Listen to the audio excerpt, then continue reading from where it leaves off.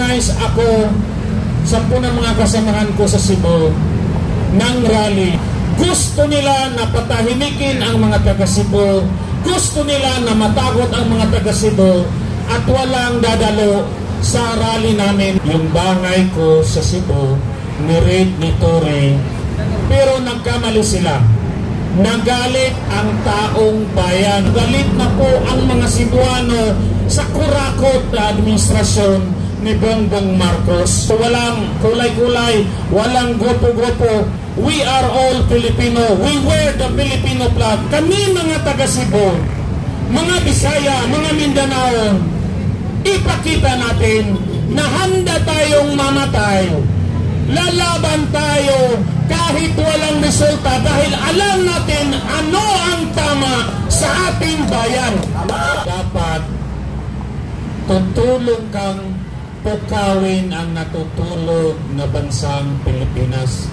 So madalas akong mag-viral sa social media. I'm more into English writing, tapos political analysis. Tapos I've had my share ng mga tinatawag na viral. In fact, this year, nung nagsulat ako about GAA, nagalit ang Malacanang at si Tory nagpasikat. Kaya yung bahay ko sa Cebu, ni-raid ni Tory with at least 20 CIDG officers para kunin yung cellphone ko at mga computer para lang mangaras ako. Tapos sinabi ko sa sarili ko, ano bang nagawa ko? Ang sinabi ko lang naman ay ang totoo. I realize ang pagsasalita ng totoo, magiging kalaban ka ng walang huyang mga magnanakaw na nasa gobyerno ngayon. Bakit sa panahon ni Tatay Digong ang dami kong mga sinusulat, okay naman. Pero in the last 3 years, I made it to the headline dahil isang vlogger na si June Abenes kailangan ng 20 CIDG officers para lang iharas ang bahay ko. Ano bang kasalanan ko? Nag-organize ako 10 ng mga kasamahan ko sa Cebu ng rally dahil inimbita namin si Tatay Digong. Gusto nila na patahimikin ang mga taga Cebu, gusto nila na matakot ang mga taga Cebu at walang dadalo sa rally namin last February 22 dahil andon si Tatay Digong. Pero nagkamali sila. Nagalit ang taong bayan. Napuno ang venue namin at nakita ko isa yun sa pinakamalaking rally na nangyari sa Cebu in the last many years. Anong ginagawa ko rito ngayon? In the last 6 months, ginawa na namin doon sa Cebu ang pinakamalaking rally, pinakamataas na karaban para isigaw na galit na po ang mga Cebuano sa kurakot na administrasyon ni Bongbong Marcos. Kahaba-haba ng karaban, 20 kilometers, 40,000 people, 60,000 people.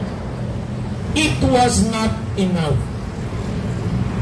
Sabi ko, okay ang maging social media influencer, okay yung ang daming kilala yung pangalan mo, okay yung parang minsan celebrity ka, okay picture kasi may contribution ka, but it's not enough. Last Sunday, pinuntahan namin yung bahay ni Tambaloslos doon sa Maria Luisa. Kinalampag namin, nakita ko 2 video namin, more than 1 million views. Was I happy? Yes. But not happy enough because it will not produce result. Parang minsan sabi ko, naglulukuhan lang tayong mga Pilipino, nagpapasikatan tayo sa social media, but the result of removing and solving the problem, hindi nangyayari. Kaya sabi ko sa mga kasamahan ko sa Cebu, we are very united doon. Sabi ko, walang kulay-kulay, walang grupo-grupo. We are all Filipino. We wear the Filipino flag. We wear the Filipino identity. Let's not promote our own self-interest kung ano man yung grupo mo. Kasi marami na sa atin gusto na pag meron ng mangyayari, gusto agad, okay, ito yung grupo ko. Nakikita ko sa atin ang nangyayari, parang bootlicker na lang yung pagiging makabayan natin. Kaya sabi ko, okay, I will go to Manila because nasa Manila ang center of power. Kahit alugin pa namin, sunugin pa namin buong Cebu, walang mangyayari pag walang mangyayari dito sa Manila. I spent my own money. I forgo all many important things in my life and my family because I want to be part of this struggle. Successful or not, it doesn't matter. Ang mahalaga, may mga totoong Pilipino na handang lumaban. Minsan, nagmamadali tayo na makuha natin yung panalo. Pero, ang nasa totoong, nasa puso natin ay hindi pagmamahal sa bansa. Kaya minsan, short-sighted ang nakikita natin, ang result ay wala rin. Kumbaga, short term. I am here not because I totally believe na talagang may mangyayaring talagang masipa si Bongbong Marcos, which in my heart I want to happen. But it is enough for me na kami mga taga Cebu, mga Bisaya, mga Mindanao, ipakita natin na handa tayong mamatay. Lalaban tayo kahit walang resulta dahil alam natin ano ang tama sa ating bayan. Ang nakakatakot na kalaban ay yung walang hinihingi, walang katapat na inintay. Ang taong nagmamahal sa bayan, yun ang pinakadelikadong kalaban. Yun ang kinatatakutan ng mga kriminal, ng mga magnanakaw na si Romualdez, na si Bongbong Marcos, 10 ng mga magnanakaw at walang prinsipyong nasa gobyerno ngayon. Si General Browner, ang alam ko matinong general to. Ang dami kong narinig. Pero minsan, marami rin tayong kalaban, maraming pressure, maraming arm twisting, maraming threat.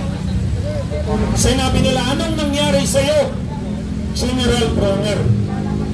Tao rin si General Browner. Pero, kung ang mga Pilipino magpapakita ng totoong tapang, nung nakikita nilang tapang, yung hindi na nabibili, yung hindi na naaareglo, yung talagang totohanan na pipiyok at pipiyok ang mga magnanakaw. Dahil ang mga magnanakaw, wala sa puso nila ang magsakripisyo. Gusto lang nila magkapera. Kaya si Martin Romualdez natakot dahil nakita niya na kahit kunti lang tayo dito, kunti lang, but that is just the tip of the iceberg. Tip lang tayo ng totoong nagagalit na milyon-milyong Pilipino. Hindi bababa si Martin Romualdez kung nakita niyang wala tayong ibubuga. Meron po.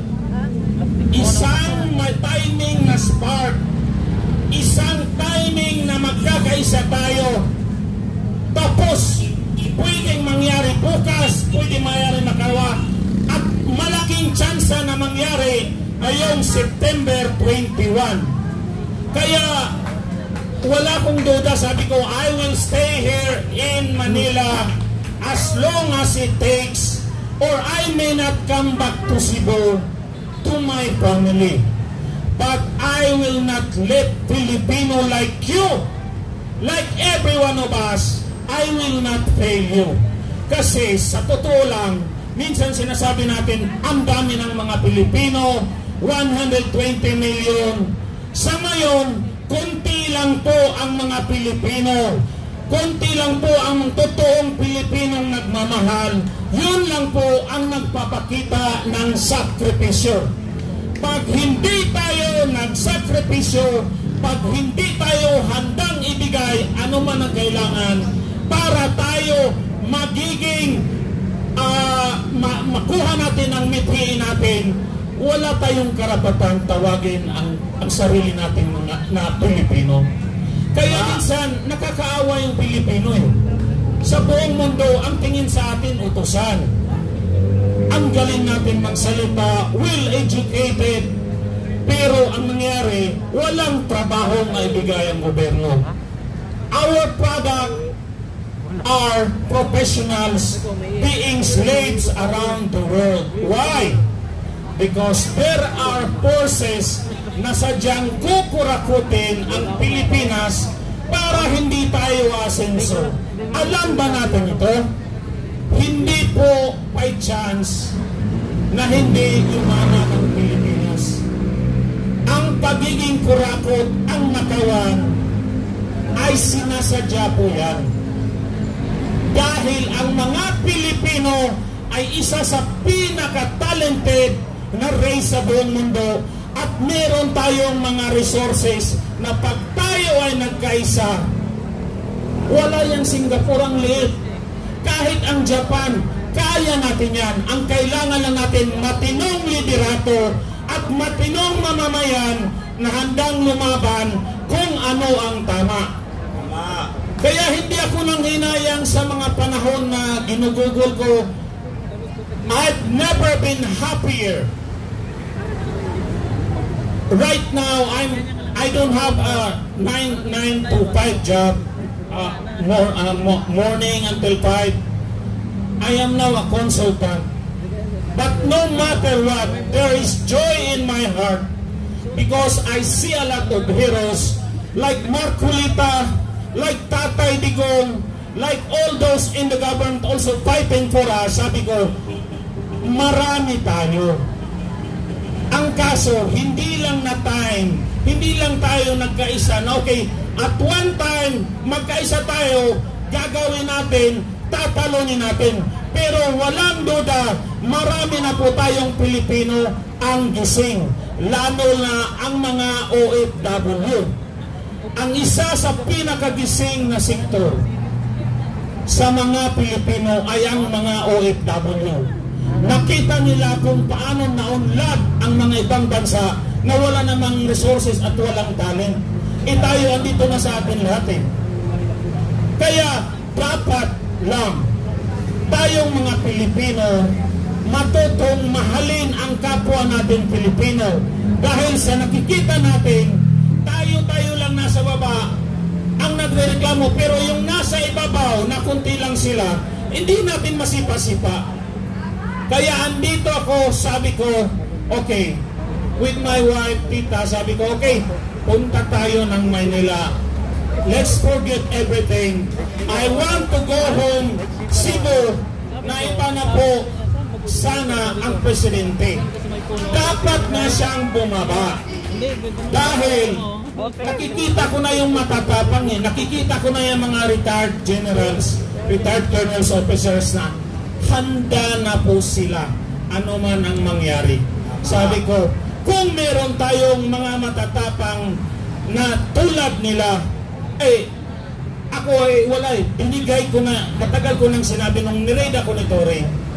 Sinabi ko kay Torre, kung talagang matapang ka, magkita tayo one-on-one. Kasi tinawanan niya ako eh. Ano raw ako, iyakin daw ako. Kaya the next day sabi ko, Torre, kung talagang matapang ka, I want to meet you face to face. Tayo lang dalawa. Let's you can choose any kind of fight. I just want to test you kung talagang matapang ka. Episode naman pala talaga story. After that, hindi na nabanggit ni Tory ang pangalan ko. Pinagsilbihan ni Tory ang tangad na administration. Anong nangyari sa kanya ngayon? Sinipa! Sinipa, nabudol. Kaya ganon ang mensahe kay General Bronner. General Bronner, ang nangyari kay General Torre, papayag ka sa hindi, mangyayari sa iyo. Dahil ang boss niyo po ay hindi matitinong tao. Mga kriminal, manggagamit at mambubudol. Kung nakaya nilang ipakulong, ikidnap ang taong nagpalibing ng kanilang ama, sino ka ba, General Bronner?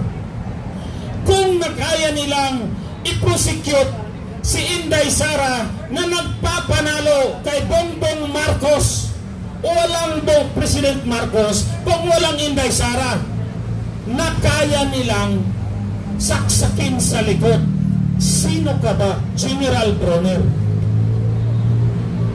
Totoo, nakikiusap kami sa iyo. But we will fight with or without you. We may succeed, we may not, we may die. Maaaring ang Marcos magiging dictator in the next 30 years. But there will be always Filipino heroes willing to die, willing to shed their blood for the freedom of Filipino. Because we are not Filipinos for nothing. Thank you.